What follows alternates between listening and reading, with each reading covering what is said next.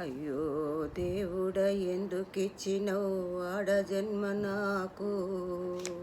బ్రహ్మదేవుడా ఎట్ల రాసినవు పాడు రాత నాకు.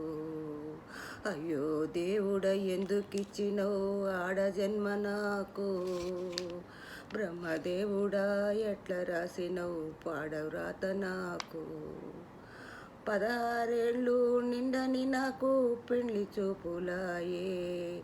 ఇష్టమున్నదా లేదా బిడ్డని నన్ను అడగరాయే. నా ఈడు చూడరాయే. అట్లన ఇట్లన పెళ్లి చేస్తేనని అయ్య మురిసిపాయే. నా అవ్వ మురిసిపాయే. నెత్తిన భారం నేలకు దిగినని నన్ను మరిసిరాయే. నరకాన తోలిరాయే. అయ్యో దేవుడా ఎందుకిచ్చినవు ఆడ జన్మ నాకు.